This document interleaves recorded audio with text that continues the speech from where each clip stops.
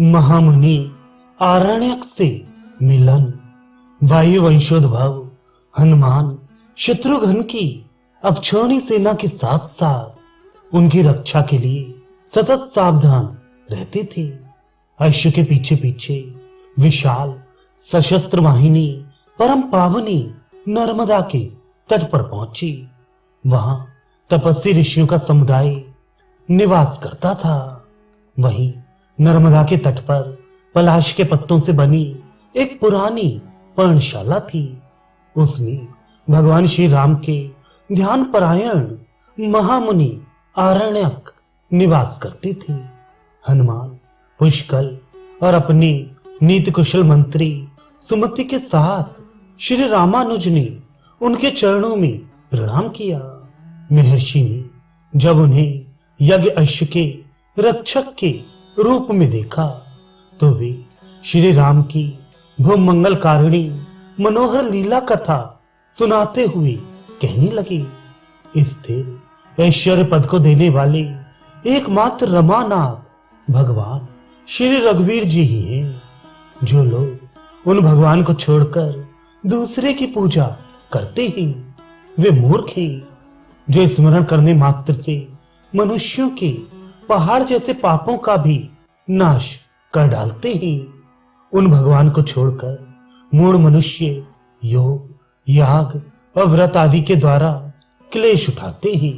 सकाम पुरुष अथवा निष्काम योगी भी जिनका अपने हृदय में चिंतन करते हैं तथा जो मनुष्यों को मोक्ष प्रदान करने वाले हैं वे भगवान श्री राम स्मरण करने मात्र से सारे पापों को दूर कर देते हैं। फिर महामुनि ने महर्षि लोमश का उपदेश सुनाते हुए आगे कहा, एक देवता है श्री राम, एक ही व्रत है उनका पूजन, एक ही मंत्र है उनका नाम तथा एक ही शास्त्र है उनकी स्तुति। अतः तुम सब प्रकार से परम मनोहर श्री रामचंद्र जी का भजन करो।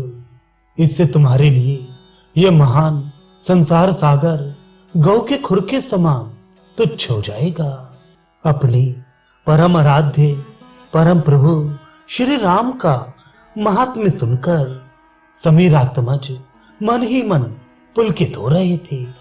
उनका हृदय आनंद से परिपूर्ण हो गया था और नेत्र प्रेमाश्रुओं से भर गए थे।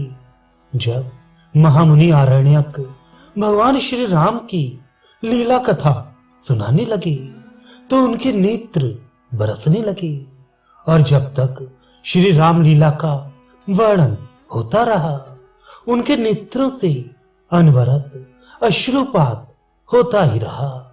परम पावन श्री राम की भक्तापहारिणी एवं मुनि मनोहारिणी कथा का वर्णन कर लेने के उपरांत जो महर्षि आरण्यक को ज्ञात हुआ कि मेरे आराध्य देव भगवान श्री राम ने ही अश्वमेध यज्ञ की दीक्षा ली है और मेरे आश्रम पर उनके भाई शत्रुघ्न सहित उनका ही अश्व आया है, तब तो उनका मन मयूर नृत्य कर उठा। और जब उन्हें यह विदित हुआ कि संसार भय नाशन अनंत मंगल श्री राम परायण महावीर हनुमान मेरे सम्मुख हाथ जोड़े खड़े हैं, तब वे जोर से बोल उठे, आज मेरी जननी का जन्मदान सफल हो गया। दूसरे ही क्षण वयोवृद्ध महामुनि आरण्यक ने श्री राम प्राण हनुमान जी को अपने हृदय से सटा लिया। हनुमान जी ने भी इस नेहत रेख से उन्हें अपने अंक में भर लिया। उस समय महामुनि के नेत्रों से आंसू बह रहे थे, उनकी वाणी अवरुद्ध हो गई थी, किंतु उनके आनंद की सीमा ना थी। यही दशा हनुमान जी की भी थी।